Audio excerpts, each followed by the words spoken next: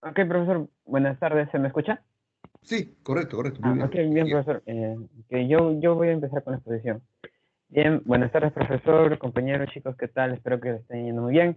En esta ocasión a mi equipo le tocó exponer sobre el concepto de periodo en la historia literaria. Bien, mi equipo está conformado por Alarcón, Cabos, Limache, quienes habla Mejía y Vega Ruiz. Bien, primero, de manera de introducción, vamos a tratar de delimitar las partes de este trabajo. Primero, vamos a poder observar cómo hacemos una concepción del periodo literario. Segundo, también se va a abarcar también el periodo antiguo de la literatura. También vamos a detallar los representantes, sus características. En la tercera vamos a ver los puntos característicos y más representantes de la época medieval. Y en la cuarta también se van a ver la otra etapa literaria, la etapa moderna, y así consecutivamente vamos a tocar también a diversos autores conocidos de renombre y obras. Iniciemos, por favor, ahora sí. Ok. A ver, un momento. Un momento, por favor.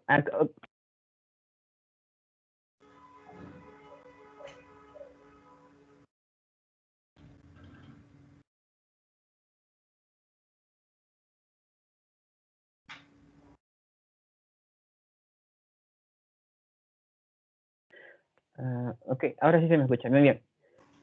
El concepto de periodo en la historia literaria. El concepto de periodo denomina algo semejante, como, por favor, que siga pasando, como un orden temporal que puede separar, clasificar y jerarquizar los fenómenos, en este caso literarios. Por ello, podríamos decir que sin un periodo el tiempo sería una secuencia continua y habría dificultades para entender dichos fenómenos. Siguiente. De esta manera, podemos ver que la historia literaria inicia en el preciso instante en el cual las personas adquieren la capacidad para, para procesar información y poder transmitirla mediante el uso del lenguaje. Que siga corriendo, por favor. Claro, e inicia cuando las personas, como decía, aprendemos a procesar información y podemos transmitirla haciendo uso del lenguaje. Es así que al principio se agrupaban todos los autores usando criterios, como decía, en el que tengan un fin artístico u otros, ya vengan a ser escritos filosóficos, y con el pasar del tiempo la historia de la literatura se fue periodizando. Es así como se forma a través de una serie de escuelas o movimientos artísticos en un momento determinado de la historia de la humanidad. A esto se le conoce como periodización literaria. Como se dijo anteriormente, se han formado diversas propuestas para periodizar la historia de la literatura. Y aquí tenemos una gran propuesta. Que siga corriendo, por favor. Aquí tenemos a García Bedoya a Carlos Alberto, un gran personaje, que nos va a poner cuatro propuestas. Una va a ser la naturalista ingenua, donde los partidarios establecen un paralelo entre el desenvolvimiento del quehacer literario y ciertos fenómenos naturales. Se podría decir como las etapas de cualquier organismo vivo, ya sea desde que nace, crece y muere. Así él consideraba así los, los periodos literarios. También después él va a proponer otra propuesta que viene a ser la propuesta de las épocas culturales, donde para organizarlos, donde se va a tener que organizar los periodos. También la propuesta de las generaciones, donde surge la necesidad de precisar cuánto tiempo aparecerá una nueva generación, ya sea una generación de tal año a tal año y otra generación en años posteriores. Y último, también él nos da otra manera, una propuesta más, otra concepción que podría ser quizás la más aceptada, que vendría a ser la que usa criterios específicos como un sistema de normas y pautas convencionales. Muchas gracias.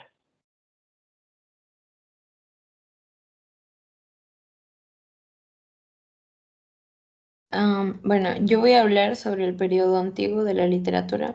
Siguiente, por favor.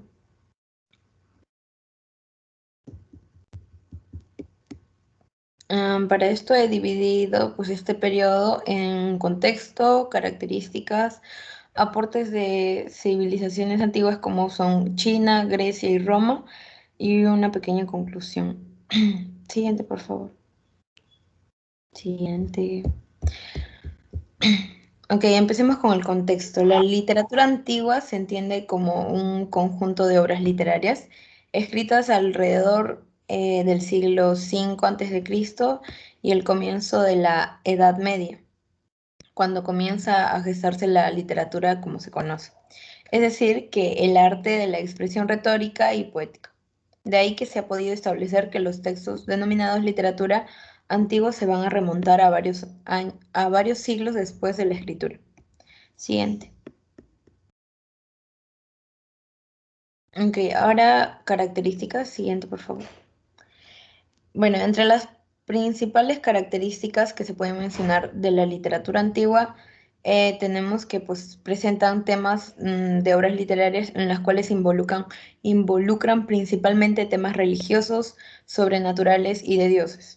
También que intentaban dar respuesta al origen de la humanidad y del mundo, que en esa época era un tema de gran incógnita. También existía una visión del ser humano que integraba el cuerpo, el alma y la mente. Siguiente, por favor. Ok, ahora los aportes de las civilizaciones antiguas. Empezamos con la literatura en el periodo chino. Bueno, como contexto se presentan tres dinastías, el periodo de la dinastía Han, donde en ese periodo se van a destacar las memorias históricas del Sima Qian. Bueno, en este periodo principalmente radica toda la gran influencia que se ha tenido la historiografía china, que ha tomado como un modelo histórico para la elaboración existente de textos históricos y también de un gran valor literario. En el periodo de la dinastía Tang, el periodo de esta dinastía es considerado básicamente como la más brillante culturalmente hablando, de tal forma que muchos dicen que desde esta época China ha revolucionado de sobremanera. También tenemos el periodo de la dinastía Ming, donde en esta época de Ming fue un periodo de gran crecimiento económico en el que se produjeron los primeros contactos comerciales entre China y otras potencias occidentales. Dentro de sus características tenemos que la literatura china es de carácter reflexivo sobre la sociedad, también que es de carácter político porque va a proponer nuevas formas de gobierno, es filosófico y estas son influenciadas por Confucio, quien es uno de sus mayores representantes, y que es de tendencia realista y romántica. Dentro de los representantes más resaltantes tenemos a Confucio con sus 4 libros y su discípulo Mencio. Sugirió el regreso al poder, al reinado total dentro de una dinastía donde prevalecería la justicia con fortaleza. Bueno, su filosofía se basaba en una sociedad dirigida donde prevalezca la cordialidad entre el gobernante y el pueblo, ya sea también padre, hijo, esposa, maestros, alumnos, y etc. También tenemos a Lao Tse, quien pues tiene una teoría, en su teoría difiere a las de Confucio. Su propuesta es un gobierno dócil, sin política y pues la vuelta a la naturaleza, ¿no? Un gobierno centrado en la esencia de la naturaleza humana. Siguiente, por favor. Ahora el periodo dentro de la literatura griega, como contexto tenemos que pues la literatura griega se inicia según algunos historiadores desde las creaciones de Homero, es decir, pues tanto la Ilíada, la Odisea, donde se mostraron muchos aspectos que marcaron la cultura y civilización de Grecia. Estos serán pues también la guerra, la paz, la honra, la deshonra, el amor, el odio y muchas otras características que posteriormente se van a convertir en la influencia para la literatura, no solo de Grecia, sino de toda la región.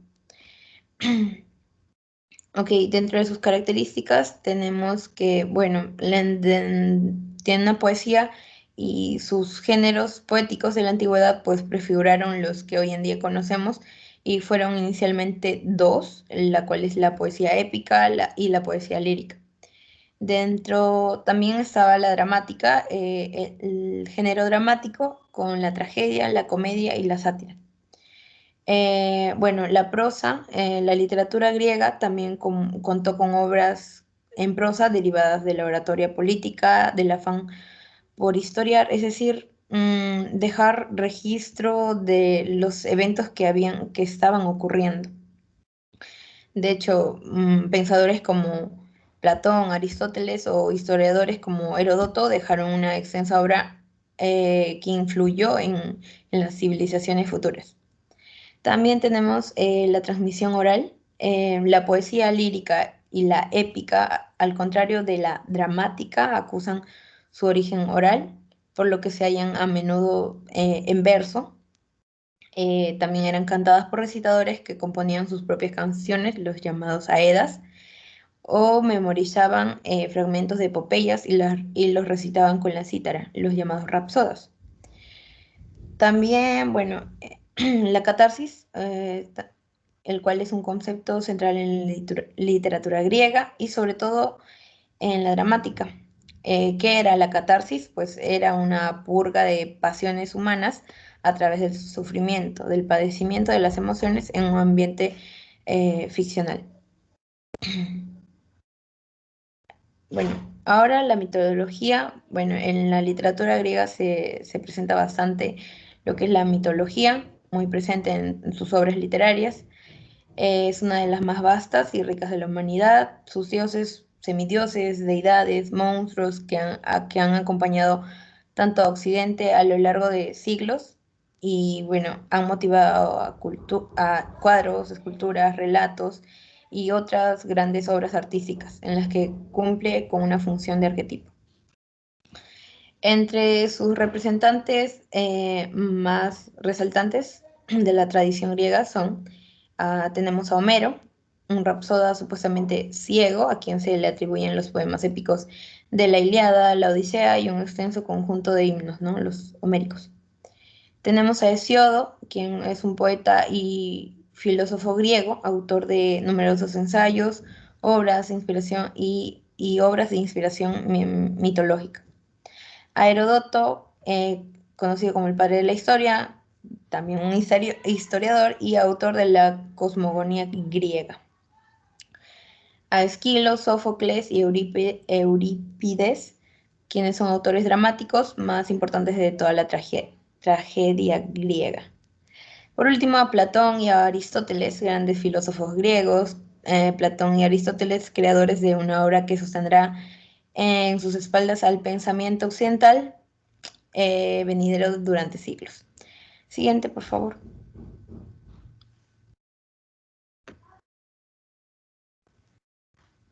Ok. Ahora, el contexto histórico de la literatura romana, pues cabe resaltar que la literatura griega va a influenciar en el curso de lo que es la literatura romana, debido a que pues, al conquistar definitivamente a Grecia,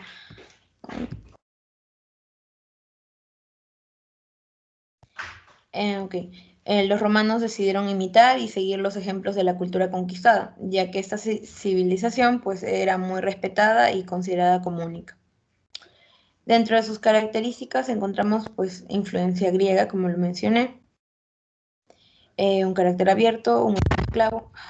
El arte y la literatura también son instrumentos ideológicos al servicio del Imperio Romano.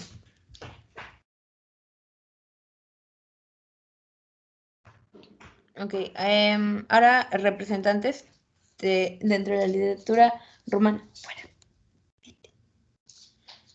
Tenemos a Cátulo. Es recordado principalmente por sus poemas amorosos dedicados a Lesbia, cuyo nombre verdadero era Clodia, y también considerado como el creador de la Elegia romana. A Horacio, quien es considerado como uno de los mayores poetas líricos y satíricos de la poesía latina. Él compuso odas y epístolas, así como sátiras que han ejercido una gran influencia en autores como Petrarca. A Ovidio, quien cultivó varias formas líricas, pero ha pasado a la posteridad por dos grandes obras en verso, la cual es la Metamorfosis, la cual es una recopilación de historias mitológicas. Y también El arte de amar, donde ofrece consejos en torno a las relaciones amorosas. Virgilio, autor de la Eneida, un texto dedicado a celebrar los orígenes de Roma. Según este texto, fue fundada por sobrevivientes de Troya y dedicado al emperador Octavio Augusto. También es conocido por otras obras como las bucólicas y las geórgicas. Siguiente, por favor.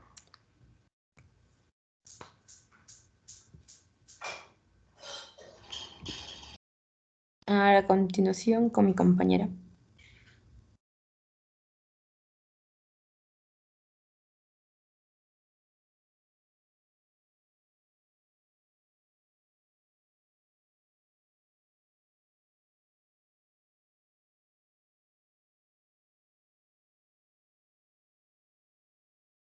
Ok, Silvia, uno antes, por favor. Ya, ok. Para concluir con la literatura, de la literatura dentro del periodo antiguo, siguiente, por favor. Ok, podemos concluir que hablar de literatura antigua es hablar mayoritariamente de lo que es la literatura griega en general y que en todo resulta maestra la clásica temática de la poesía helena, así como la de su filosofía, que es el origen directo de todas las formas de cultura posterior. Gracias. A continuación con mi compañera Vanessa. No, Silvia.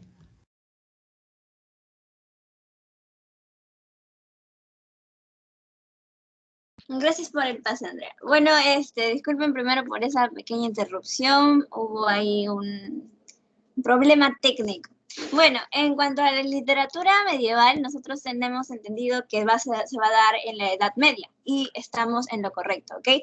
Esta literatura se va a desarrollar o va a comprender todas las expresiones artísticas, literarias que se van a dar a partir de mediados del siglo V y siglo XV después de Cristo, ¿ok? Cuando el Imperio Romano de Occidente es destruido por la invasión de bárbaros y se ve prolongada hasta finales del siglo XV, como ya lo mencioné. Ahora, sin embargo, nosotros tenemos entendido que durante la Edad Media se dan ciertas etapas muy importantes. Se da la Alta Edad Media y la Baja Edad Media. Solamente para el contexto histórico, porque es muy importante ubicar una obra literaria siempre en el contexto para poder entender qué es lo que nos querían transmitir cada determinado autor en cada determinada obra. Entonces, para definir el contexto histórico, voy a repetir una vez más, este periodo en la historia, como ya se ha indicado, tiene su inicio a mediados del siglo V con la caída del Imperio Romano, eso como consecuencia de las invasiones bárbaras, ¿no?, que se van a dar, y concluye en el siglo XV con la caída de Constantinopla y además de darse la invasión de América. ¿Ok? Durante el medioevo también se van a seguir dos grandes etapas, como ya lo mencioné, que va a ser la Alta Edad Media y la Baja Edad Media. Cabe decir que nosotros sabemos también, conocimientos previos, que durante la Edad Media lo que va a prevalecer es la religiosidad, que más adelante lo vamos a ver como característica destacada de la literatura dentro de este contexto. Pero como sabemos, la Iglesia va a tener gran control, ¿ok? Y eso no lo vamos a olvidar. Como dije, va a representar una característica muy importante. Entonces, la Iglesia va a estar predominando en lo que es el control de la expresión artística, de la educación y diversas expresiones culturales también. Entonces, solamente para de nuevo situar, la Alta Edad Media se va a caracterizar por retroceder en el nivel socioeconómico y cultural. Esto se va a reflejar que la vida va a estar principalmente en el campo. Y como consecuencia de este nuevo estilo de vida campestre, se va a configurar un nuevo modo de producción, que va a ser el feudalismo. ¿Ok? Ahora, en la Baja Edad Media, se va a dar el paulatino resurgimiento de las ciudades y el comercio, cosa que no se había dado porque con el feudalismo se dio una aristocracia terrateniente y los campesinos eran los siervos de quien tenía el territorio, ¿verdad? Y también durante la Edad Media se va a dar una debilidad del comercio y también de la economía, cosa que no pasa en la Baja Edad Media. ¿Por qué? Porque ya se va viendo las primeras manifestaciones del capitalismo. Como nosotros vemos por aquí, por ejemplo, están con sus vasijas y demás porque se centraban en ciertos lugares a comercializar. Esto ya se va viendo como unas primeras manifestaciones del capitalismo. Ahora, las características principales dentro de la literatura medieval, la número 1 es el teocentrismo y religiosidad, ¿ok? Seguida por el predominio de la oralidad y también el carácter anónimo de las obras. Son características muy resaltantes. Nosotros sabemos, por ejemplo, Edipo Rey, que no tenía un autor, que fue transcrito luego, pero que en un inicio solamente era oral, era transmitido de generación a generación. Y por eso mismo muchos dicen que, por ejemplo, se perdieron mucha idea sustancial de la obra en un principio, porque al ser transmitido de oral, de persona a persona, se iba perdiendo ciertas cosas, porque como nosotros sabemos, cuando contamos una cosa, luego la exageramos o tergiversamos ciertas cosas para hacerlas un poco más quizás importantes de lo que son, ¿no?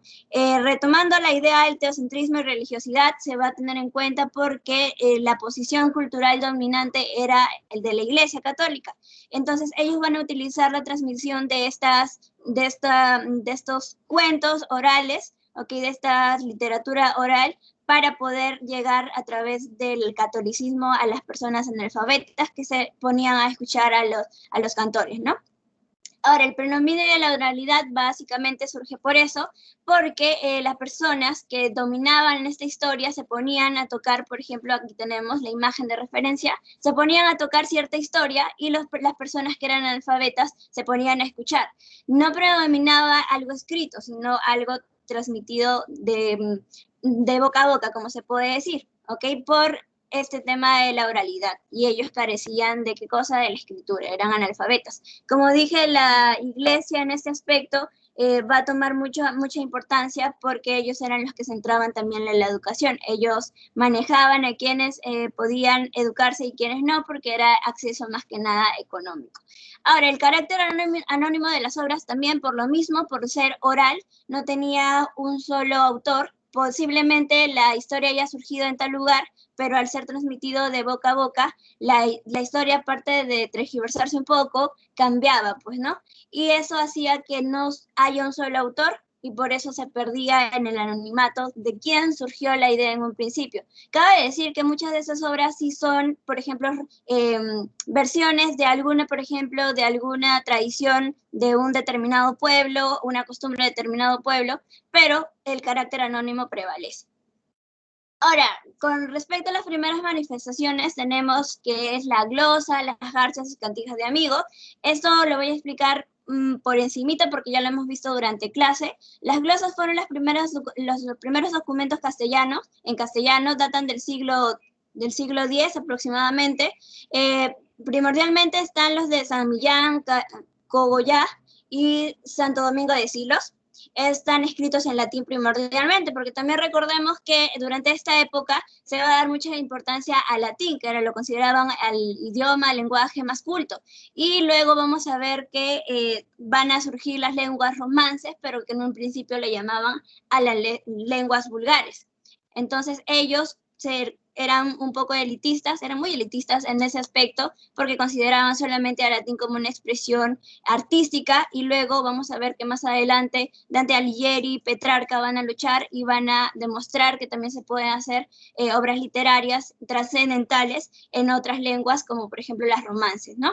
El italiano, el francés y demás. Ahora, las glosas, ya expliqué sobre eso, y las garchas, que también lo hemos visto durante clase, vamos a decir que son las primeras manifestaciones líricas castellanas, son cancioncillas en la lengua mozárabe. Estas lo cantaban los cristianos que vivían en territorios dominados por los árabes, justamente por eso dice mozárabe. Son lamentaciones amorosas, principalmente.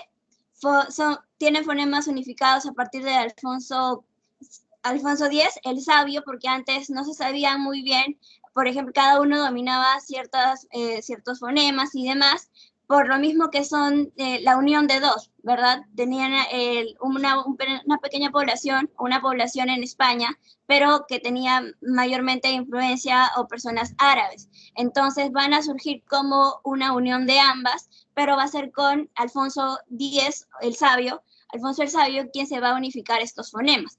También, dato curioso, va a surgir o se va a dar en esta época la publicación de la primera gramática de la lengua castellana de Antonio Nebrija, que es en 1492, que va a coincidir también con el descubrimiento de Américas. Ok, Cantijas de Amigo. Cantijas de Amigo también ya lo hemos visto, pero vamos a decir algo muy general. Se desarrolla en el noreste peninsular, tiene su origen en la poesía tradicional, forma parte de la lírica galíaco-portuguesa medieval. Los testimonios más antiguos conservados se remontan a finales del siglo XII y alcanzan su esplendor en el siglo XIV. ¿Ok? Ahora, representantes de la literatura del siglo XII y siglo XIII, básicamente es el Cantar del Mío Cid. Hay otras expresiones artísticas, obviamente, sin embargo, la más representativa, la que nosotros más tenemos conocimiento, la que se exploraron más, la que se ha difundido muchísimo más, es, por supuesto, el Cantar del Mío Cid. ¿Ok? El Cantar del Mío Cid tenemos características destacables, es compuesto por juglar, poeta del pueblo, dentro, claro, de los cantares de gesta. ¿Ok? Cantares de gesta en su totalidad. Las características principales son compuestos por juglares, poetas del pueblo, son narraciones orales y anónimas, por la característica de esta época, tiene una métrica irregular y temática heroica. A ver, todas esas características las vamos a colocar o las vamos a situar de alguna forma en el Cantar del Mío Cid. ¿Por qué? Es la obra representante, obviamente, de esta época, y sus características principales es que tiene autor anónimo. Claro, va a ser copiado luego en 1307 por Perabat, pero en un principio por la oralidad es anónima. El género es épico y la especie está dentro del cantar de gesta.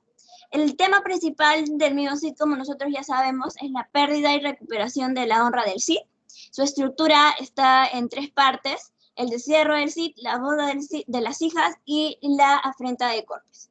¿Ok? Básicamente eso, porque también lo hemos visto en clase. Ahora, dentro de Il Dolce Stil Novo está, pero ustedes, ¿qué significa Il Dolce Stil Novo? Ok, discúlpenme por esa terrible pronunciación. Y básicamente lo que es la escuela poética florentina que está influenciada por la poesía trovadoresca y rebasó o resaltó el tema amoroso e ideológico de la mujer. Claro, nosotros tenemos a Dante Alighieri y a Francisco Petrarca, y ambos tuvieron musas inspiradoras, ¿no? Por ejemplo, de Dante Alighieri va a ser Beatriz, y de Francisco Petrarca también va a tener su musa inspiradora. Ahora, de acuerdo a Dante Alighieri, vamos a abordar un poquito sobre su vida, su biografía.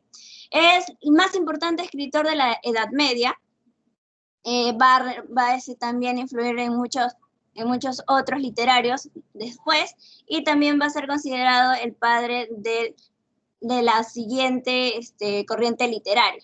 Él nace en Florencia, en Italia, perteneció a una familia de nobles, ocupó diversos cargos públicos, políticos, y como consecuencia de eso, de esas luchas políticas, va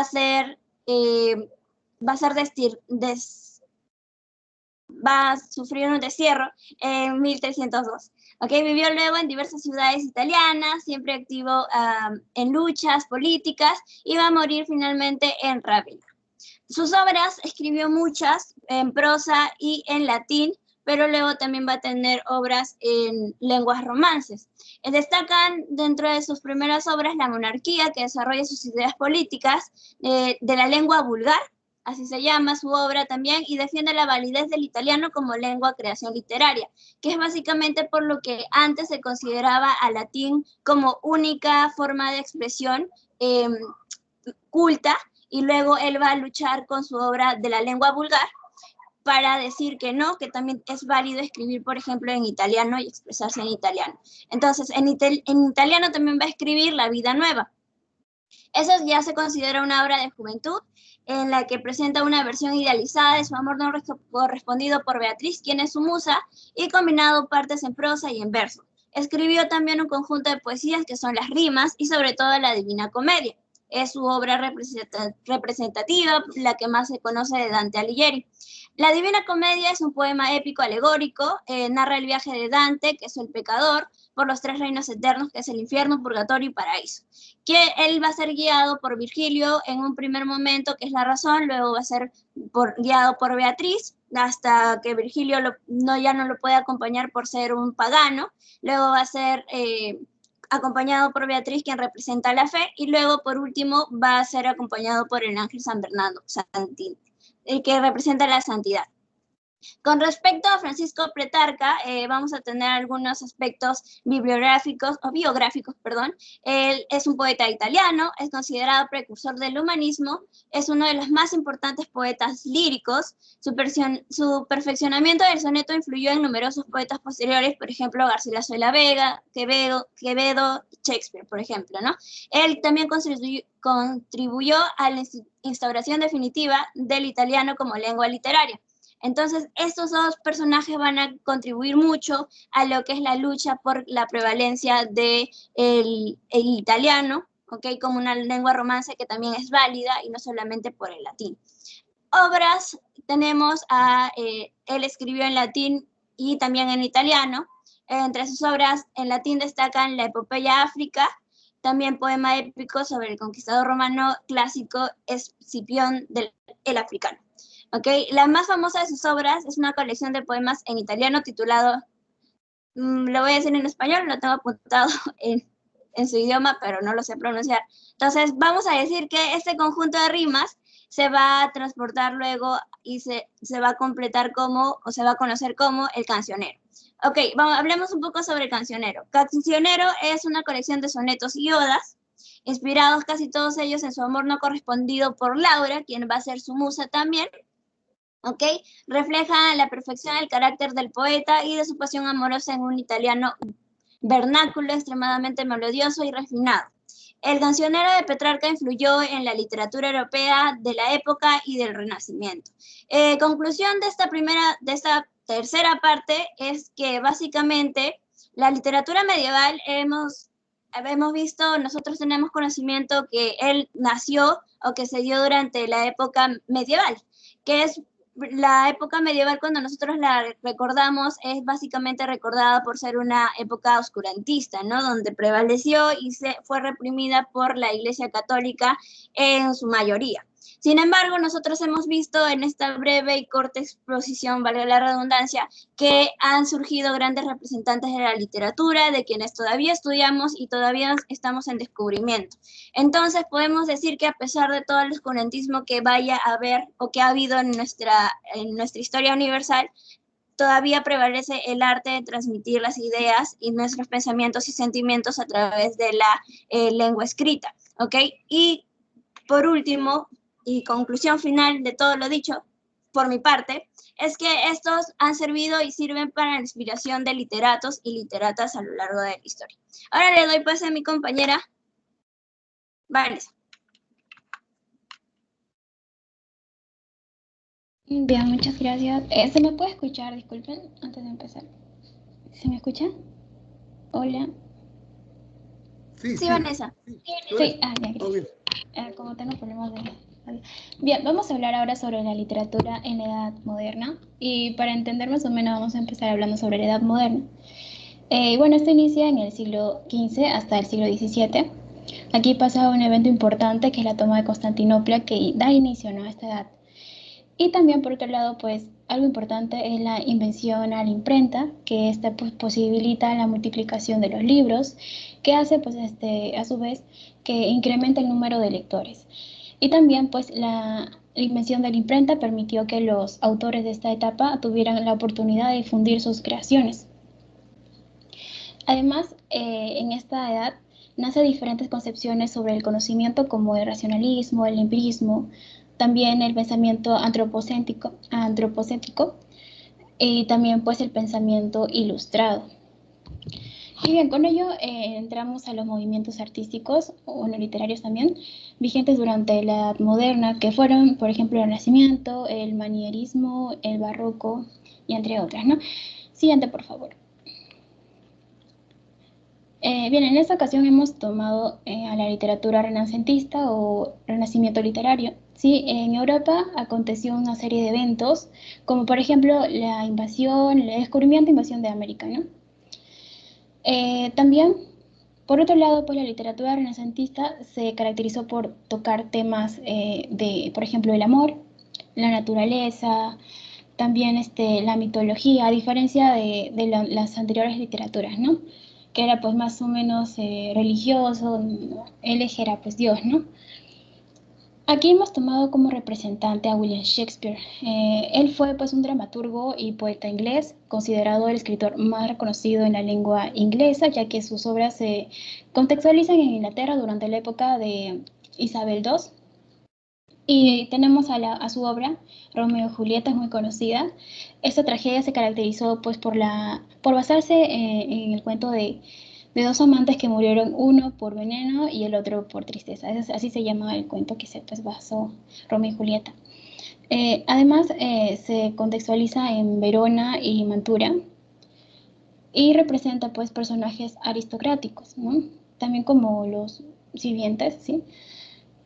Otra característica es que no respeta las unidades aristotélicas, como por ejemplo el espacio, tiempo y la acción. El siguiente, por favor. También tenemos la literatura barroca. Este periodo está lleno de crisis, de angustia, de la vida de pensamiento, por lo que rompe con la armonía del Renacimiento. Esto va como que ya en contra, ¿no?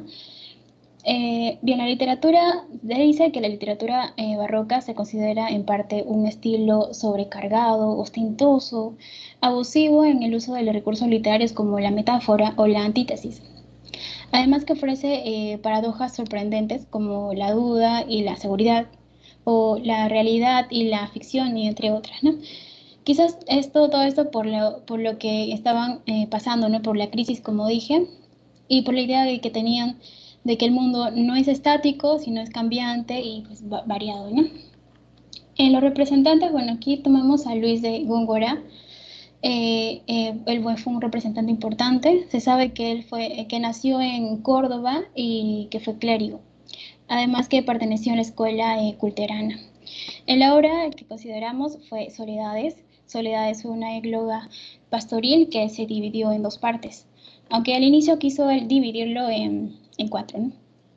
Bien, esta obra predomina la metáfora compleja y exagerada, así como las referencias mitológicas, uso de tópicos también, y toca los temas de la soledad, desengaño, la naturaleza, la vida, el campo y el amor. Bien, antes de pasar al siguiente, voy a dar una conclusión, y bueno, es que la literatura en la Edad Moderna nos muestra un gran cambio al pasar con el tema principal que era Dios antes, ¿no? Y pues se muestra una literatura que antes se mostraba en la literatura medieval o en la antigua, para entrar a un ámbito o generalizar o tomar como eje al hombre, ¿no? Como en el humanismo. Además, los avances contribuyó bastante la imprenta, ¿no? Y otros como la tecnología, pues en esta parte, ¿no? Y como también la crisis de esta etapa histórica influenció en la forma de hacer literatura. Bien, ahora le doy el pase a mi compañera Nico.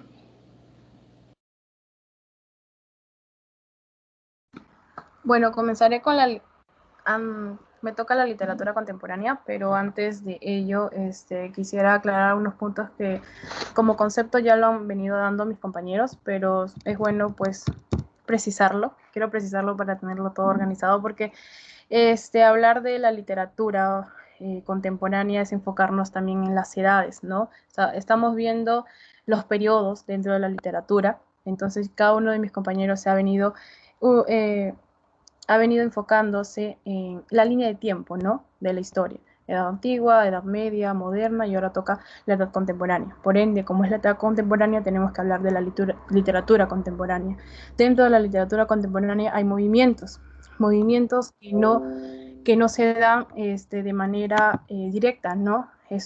Cada movimiento aparece de manera oponiéndose al anterior y de manera paulatina. Quiero aclarar que la literatura contemporánea abarca movimientos y también generaciones, ¿no? La generación perdida, la del 98, la del 27, podemos también mencionar al boom latinoamericano, pero por extensión voy a mencionar los movimientos, por ejemplo, el romanticismo, que lo vamos a ver a continuación, el realismo y el vanguardismo, pero enfocados en Europa, y algunos representantes, por ejemplo, de Rusia dentro del realismo. Pero como se sabe, los movimientos se expanden, ¿sí? Van llegando a todos los países de Europa. Nosotros podemos mencionar algunos representantes muy destacados, pero eso no quiere decir que después en España, ¿no? en otros países, inclusive todos los movimientos literarios que vienen de Europa a Perú son tardíos. Entonces, aclarando esos puntos, nada más. Comenzamos con la literatura contemporánea, y es la literatura que comprende el periodo que va del siglo XIX a la actualidad, ¿sí? Se entiende el nacimiento de la literatura contemporánea con la Revolución Industrial y Francesa. Aquí hay que aclarar también algo, y es que el nacimiento de la literatura contemporánea comienza con este contexto histórico, pero se entiende mejor al llegar a las guerras mundiales, ¿sí? Como ya mencioné, nosotros no podemos, por ejemplo, la historia no es así. Termina un movimiento literario, por ejemplo el romanticismo, y se dice que no, ya no deben escribir ninguna obra romántica, sino que como ya el movimiento actual es el realismo, pues netamente se dedican al realismo. Hay muchos escritores que comenzaron primero siendo románticos, y vamos a ver un ejemplo de ello, y luego comenzaron, por ejemplo, siendo neoclásicos, y luego sus obras se embarcaron netamente al romanticismo. Solo aclarar ello. Como dije, se ve mucho más énfasis dentro del contexto histórico de las guerras mundiales, porque ahí está ya la libre palabra. Se establecen los conceptos de libre prensa y de libertad de expresión. Se domina como contemporáneo a todo aquello que sucede en el tiempo presente y pertenece al periodo histórico de tiempo más cercano a la actualidad. El término contemporáneo sirve para señalar todos los hechos, circunstancias o fenómenos que toman lugar entonces en el tiempo presente y que son partes de una realidad particular actual, contrapuesta a las realidades de otros movimientos históricos del ser humano. Comenzamos con el movimiento literario siguiente, por favor, que es el romanticismo. No vamos a abarcar el europeo. Sí, no vamos a tocar a Edgar Allan Poe, porque sabemos que Edgar Allan Poe hablaríamos de un romanticismo gótico en Estados Unidos. Vamos a hablar solamente de algunos personajes. Y como contexto histórico tenemos pues la independencia de Estados Unidos. Siguiente, lo hice. La independencia de Estados Unidos y la Revolución Francesa. También podemos mencionar la independencia de las colonias hispanoamericanas, la hegemonía de Napoleón, ¿sí? Siempre se va a reflejar el contexto histórico en las obras. Eso es lo que suele suceder, ¿no? El periodo que se vive es reflejado dentro de las obras.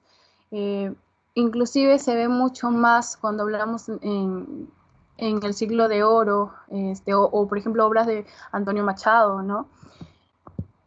Continuamos. Dentro de las características, entre una de ellas podemos hablar que se opuso a la serenidad clásica, la exaltación de la libertad frente a las reglas de la academia, rechazó los modelos clásicos, la exaltación del yo individual, la imaginación y el sentimiento frente a la razón. Se originó el tan famoso movimiento Strong on Drought, que se conoce como Tempestad y Lucha. Proclamó la libertad y la naturaleza como elementos para crear. Nosotros no, por decir movimiento romántico, no tenemos que enfocarnos en lo sentimental, ¿no? Romántico, algo relacionado con el amor, no. El romanticismo es libertad, ¿sí? Expresarse. Y esto es lo que lograban los escritores mediante sus obras. Siguiente, por favor. Ahora uno de los representantes, el que se conoce, ¿no?, como el padre del romanticismo, Johann Wolfgang van Goethe, ¿sí? O Van Goethe, es complicado pronunciarlo. La máxima figura de la literatura alemana. Y como ya dijimos, está considerado como el padre del romanticismo. Fue poeta, novelista, dramaturgo y científico alemán. Dentro de sus características, como mencioné, él fue el que se inició como neoclásico y continuó después como romántico. se unieron a él la serenidad clásica y la pasión romántica. Por ejemplo, en su obra Fausto, pretendió explicar el sentido de la vida como algo profundo, más de lo que en la poesía se suele expresar. Como sus principales obras tenemos la narrativa, la muy conocida Cuitas del joven Werther, en poesía Hernán y Dorotea, y en el teatro, como mencioné, Fausto. Otro de los personajes, ahora francés, poeta, novelista y dramaturgo francés, la máxima figura de la literatura francesa, Víctor Hugo. Dentro de sus características de sus obras podemos encontrar el espíritu íntimo familiar, profunda humanidad, vio a la sociedad y el futuro en forma optimista. Tiene un estilo grandioso y elegante. Es el iniciador del teatro romántico francés. Y pues no solamente se abarcó un solo género, sino podemos verlo en distintos. Por ejemplo, en sus obras, narrativa, poesía, teatro y épica. Narrativa, Los Miserables, Nuestra Señora de París, poesía, odas y poesías diversas, Las hojas de otoño, orientales, en teatro, Conwell, Lucrecia Borgia, en la épica, La leyenda de los ciclos. Ahora continuamos con el realismo europeo. Siguiente, por favor. El realismo europeo. Vamos a ver algunos personajes algunos escritores que también pertenecen a Rusia, ¿no? El realismo europeo, movimiento literario que se desarrolla en Europa durante la segunda mitad del siglo XIX, surgió como una reacción contra el idealismo y el individualismo romántico. Como ya se mencionó, un movimiento surge para oponerse al anterior, ¿sí? Siempre se da, y se caracterizó por volcar su atención hacia la realidad cotidiana y por considerar al hombre dentro de su sociedad. Se inició con la obra de Stendhal, Rojo y Negro, ¿sí? Que ofreció en sus novelas un fiel retrato de la sociedad de su época. Dentro del contexto histórico, vemos la Revolución Industrial, la Revolución de Febrero, golpe de Estado de Napoleón, también vemos el positivismo, ¿no? Como influencia, el liberalismo económico, el socialismo. Dentro de sus características, pues este movimiento literario creó mundos similares al entorno real. Creo que nos ayuda mucho a ver de qué es lo que va a tratar el realismo, ¿no? Utilizaron el método de la observación. Los escritores narraron con objetividad, ahí la palabra clave. Los escritores narraron con objetividad. Abundan las descripciones, existe rigor científico en la creación literaria y el género más utilizado fue el narrativo. También podríamos mencionar que los escritores retrataban fielmente lo que veían. Siguiente, por favor, entre los representantes, Stendhal, Henry Bailey, el iniciador del realismo literario, ¿no? Dentro de sus características de sus obras, podemos decir que escribió tanto ensayos y como libros de viaje. Sus novelas son un testimonio de su época, ¿no? Siempre se da esto. En sus obras vemos reflejado el contexto histórico, lo que está sucediendo en la sociedad. Y es lo que nos hace de referente, pues, este primer capítulo del concepto del periodo de la historia literaria, ¿no? Ver la diferencia, ¿no? La relación que tiene la literatura con la sociedad. Y con eso afianzamos el concepto de periodo. Sus novelas son un testimonio de su época, como mencioné. Sus temas frecuentes fueron la intriga política y la ambición. Es el iniciador de la novela psicológica, ¿sí? Exaltó la fuerza, la pasión y la espontaneidad. Analizó con precisión la personalidad y reacción de los personajes. Por ejemplo, Julian Soller, que se debate entre la negra sótana religiosa y la roja cascada militar, ¿no? Bueno, parte del rojo y negro. Y ya mencioné una de sus principales obras, creo que es la que más conocemos dentro de la narrativa rojo y negro, ¿no? O también podemos mencionar la Cartuja de Parma. Vamos a saltearnos un poquito, vamos a ir a Honoré de Balzac. ¿Sí? Fue uno de los escritores más fecundos en la historia de la literatura, conocido como el sociólogo de la novela. Caracterizó magistralmente todos los ambientes y personajes de la sociedad francesa que le tocó vivir. Sobresalía el conocimiento desde el interior de los hechos que abordaba, la pintura de costumbres, el pulso y hasta el aliento de sus arquetipos. Podemos mencionar entre sus principales obras la narrativa, ¿no? La comedia humana, donde aspiró a contarlo todo. Son 137 novelas, pero solo se publicaron 87. Por ejemplo, Papagoriot, ¿sí? Eugenia Grandet, Piel de Zapa. Y ahora sí volvemos a Gustavo Flaubert, creo que se movió un poquito ahí. Dentro de sus características, ¿no?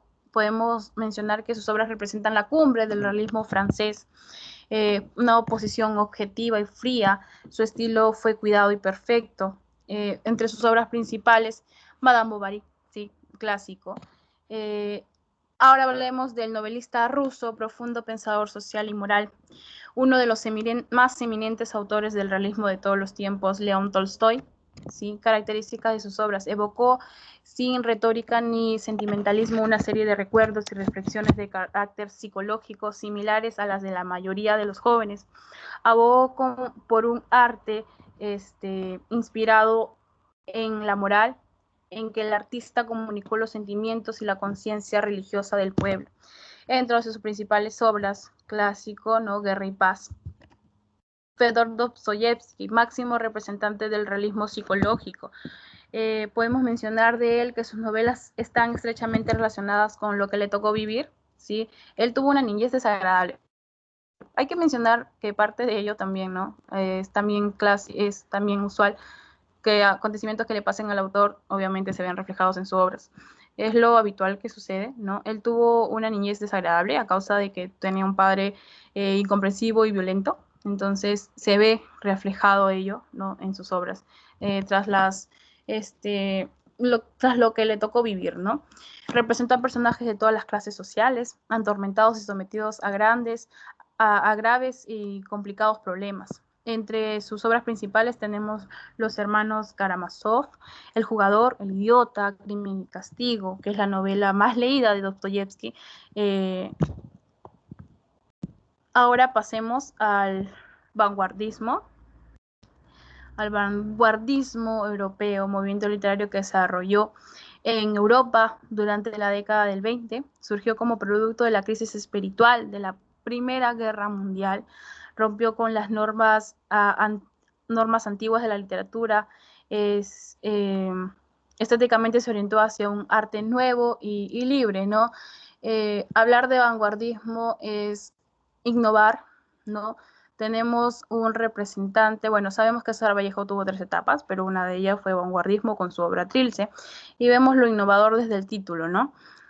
También podemos ver aquí, acordándonos de ello, sé que tenemos conceptos básicos, pero el caligrama también es uno de ellos, ¿no? Se innovó con ello. Pero también tenemos sismos, ¿sí? Se dividen en varios sismos, los sismos del vanguardismo. Comencemos con el futurismo. Surgió en Italia en 1909, fue promovido por el poeta Marianetti. Exaltaban las posibilidades de la nueva era científica y consideraban a la máquina como el máximo exponente de la belleza. Fueron los primeros en visualizar la escritura mediante el caligrama. El futurista sintió decepciones por la velocidad y la frialdad mecánica del mundo. Acuérdense que estamos en un contexto de la Primera Guerra Mundial. El dadaísmo surgió en Suiza en 1916. El poema dadaísta es una sucesión de palabras y sonidos, lo que hace difícil encontrarle lógica.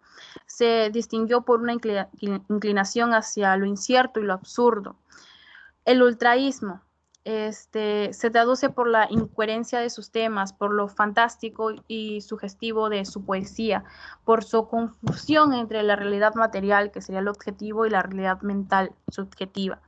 El surrealismo, en el año 1924, es la fecha de fundación de este movimiento y de la aparición del manifiesto del surrealismo de Andrés Breton, una de las doctrinas científicas que más va a influir en la literatura del surrealismo o superrealismo es la teoría del psicoanálisis. Dentro del expresionismo, que creo que eso sí todos lo hemos visto y conocemos a un representante muy, muy conocido, fue la manifestación de nuestras íntimas vivencias provocadas por los objetos exteriores sin tener en cuenta las cualidades reales de esos objetos. Manifiesta intimismo y profunda sinceridad. Tuvo en Kafka, en Joyce y Thomas Mann a uno de sus más importantes exponentes.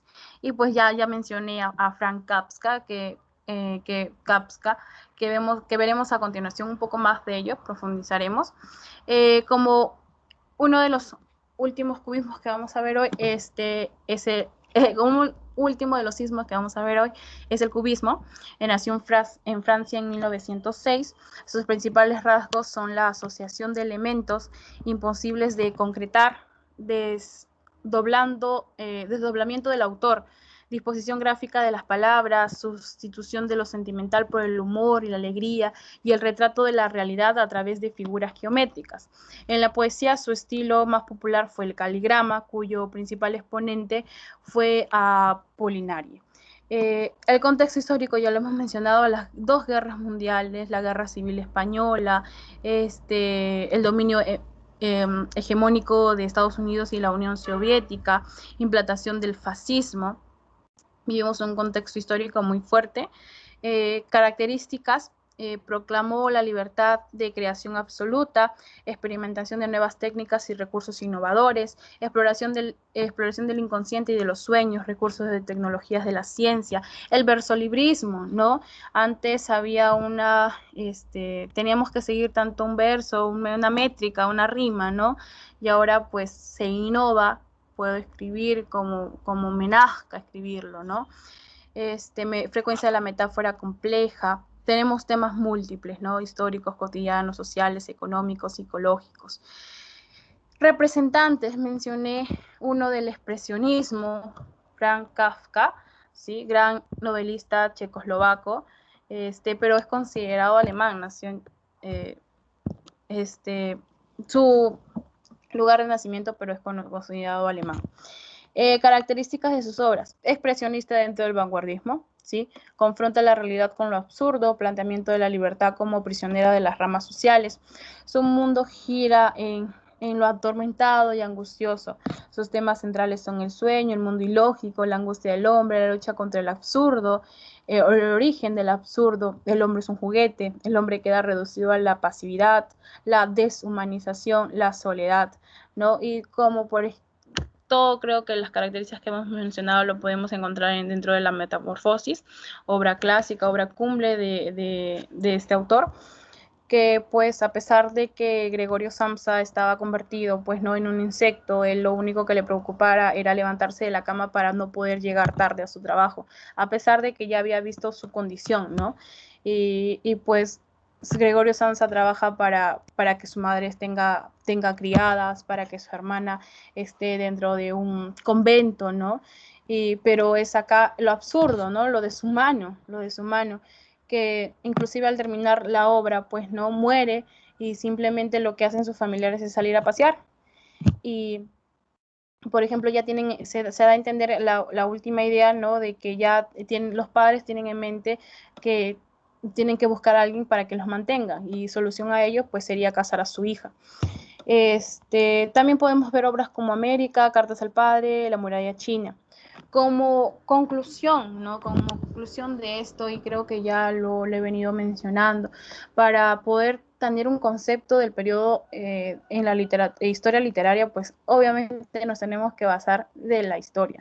Va de la mano, literatura va de la mano con la historia. Tiene muchísimo que ver para poder explicar por qué ese autor, bueno, no es que le dio la idea, ¿no? Bueno, pues creó esta tal obra, pues siempre hay rasgos que vamos a sacar del contexto histórico. Es totalmente lógico. Si, por ejemplo, nosotros hubiéramos vivido en la etapa de la Primera Guerra Mundial, yo no me voy a poner a hablar de amor, no voy a escribir una obra que sea de amor o que esté relacionado a la naturaleza, por ejemplo. Si yo estoy viendo que mis compatriotas están muriendo, que estamos en una crisis, voy a escribir algo referente a la sociedad, a lo que está sucediendo, o por ejemplo a mi nacionalismo, ¿no? Al saltar mi nación como compatriota, a mi patria, ¿sí? Entonces esto se ve muy, muy reflejado dentro de todas las obras de todos, de cada autor, ¿no? Y en este capítulo, en el primer capítulo del concepto del periodo en la historia literaria, examina diferentes enfoques que se han planteado para la periodización literaria y nos presenta una corta visión, ¿no?, de la relación existente entre lo literario y lo extraliterario, entre la literatura y la sociedad, y lo fundamental que es aquello para afinar el concepto de periodo. Eso sería todo. Muchas gracias.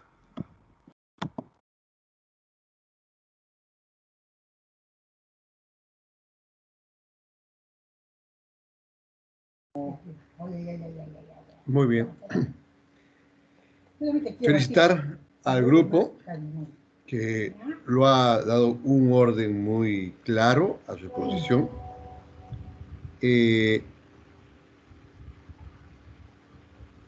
¿No? Da una secuencia y a cada etapa, porque lo ha ido relacionando como el mismo título del capítulo 1 es el concepto del periodo de historia literaria. Entonces han ido ubicando